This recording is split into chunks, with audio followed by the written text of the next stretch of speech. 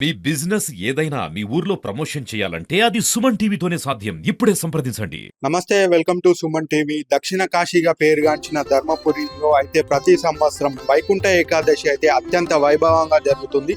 ఈ సంవత్సరం జనవరి 10వ తేదీన అయితే వైకుంఠ ఏకాదశి అయితే జరగబోతుంది. భక్తులు వచ్చి అయితే ఎక్కువ మంది దర్శించుకుంటారు. ఈ వైకుంఠ ఏకాదశి యొక్క ప్రాముఖ్యత ఏమిటి? ఈ వైకుంఠ ఏకాదశి రోజున వైకుంఠ ద్వారం నుంచి స్వామివారిని దర్శించుకుంటే ఎటువంటి ఫలితాలు కలుగుతాయి? ఆలయం యొక్క అర్చకులు బొజ్జ సంపత్ కుమార్ శర్మ గారు అయితే మనతో ఉన్నారు. వారిని అడిగి పూర్తి వివరాలు అయితే తెలుసుకుందాం. భూషణ వికాస శ్రీధర్మ పరిణమాస దుష్ట సంహార నరసింహ దురిత దూర పవనాశన పీఠాయ గౌతమి తీరవాసనే శ్రీమద్ ధర్మపురీషాయ సింహాయ తే నమః. నవనరసింహ క్షేత్రాలలో ఒకటిగా ధర్మపురి క్షేత్రము అత్యంత ప్రాచీనమైనది. ఇది తీర్థము క్షేత్రం అంటారు. ధర్మపురి క్షేత్రంలో గోదావరి నది దక్షిణాభిముఖంగా ప్రవహిస్తూ ఉంటుంది. అదేవిధంగా స్వామివారు ఇక్కడ శాంత రూపకంగా ఉగ్ర రూపకంగా వెలిసి ఉన్నారు. ఈ ధనుర్మాస కార్యక్రమంలో భాగంగా డిసెంబర్ 16వ తారీఖు నుంచి జనవరి 15వ తారీఖు వరకు ధనుర్మాస కార్యక్రమాలు చాలా వైభవంగా నిర్వహించబడుతుంటాయి. దీంట్లో అంతర్గతంగా స్వామివారికి ప్రతిరోజు పంచామృత అభిషేకము, పంచవింశత్ పారాయణము, విశేషమైన వేద పారాయణము, సహస్రనామార్చన, సప్తహారతులు, ఈ విధంగా పూజలు నిర్వహించబడుతూ ఉంటాయి. దీంట్లో అంతర్గతంగా ఈ సంవత్సరము 2025 జనవరి 10వ తారీఖున ముక్కోటి ఏకాదశి, దీనినే వైకుంఠ ఏకాదశి అంటారు.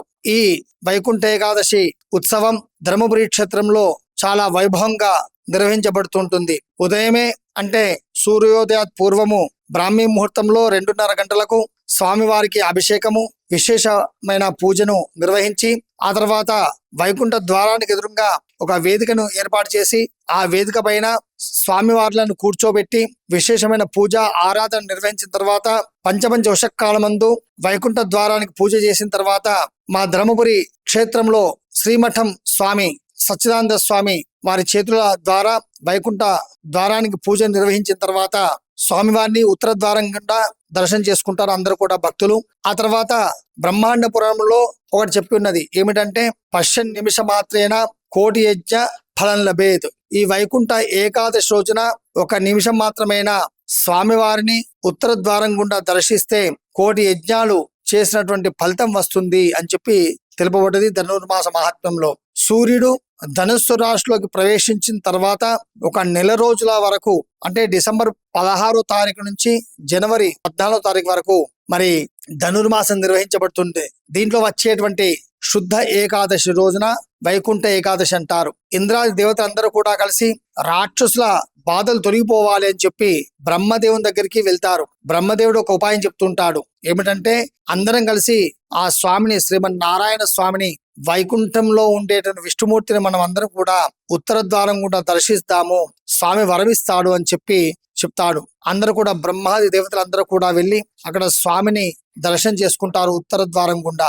అదే రోజు నాడు ముక్కోటి ఏకాదశి 33 కోట్ల మంది దేవతలందరూ కూడా వెళ్ళి దర్శనం చేసుకుంటారు. కావున దాన్ని ముక్కోటి ఏకాదశి అంటారు. అప్పుడు శ్రీమన్నారాయణుడు వరమిస్తాడు.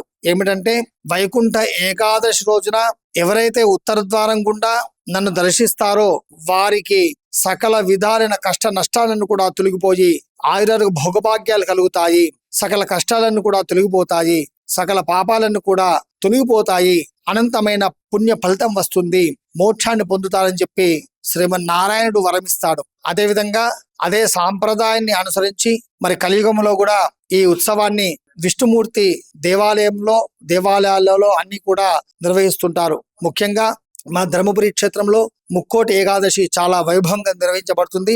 భక్తులు అధిక సంఖ్యలో విచ్చేసి స్వామివారిని దర్శనం చేసుకుంటారు. కావున అందరూ కూడా భక్తి శ్రద్ధలతో నమ్మకంగా విశ్వాసంగా స్వామిని దర్శనం చేసుకొని మోక్షాన్ని పొందాలి, సకల పాపాల నుండి సకల ఈతి బాధల నుండి విముక్తులు పొంది సుఖంగా ఉండాలని చెప్పి ధర్మపురి క్షేత్రంలో కొలువై ఉన్న నరసింహస్వామి మన అందరూ కూడా ప్రార్థన చేస్తూ నమస్తే నారసింహాయ, నమస్తే మధువైరిణే, నమస్తే పద్మనేత్రాయ, నమస్తే దుఃఖహారిణే.